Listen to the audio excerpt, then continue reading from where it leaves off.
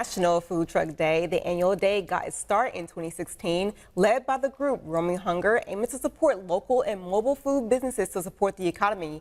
The food truck started as people selling food from the backs of small carts in the 17th century to ice cream trucks in the 50s to now where you can find just about any type of food on wheels.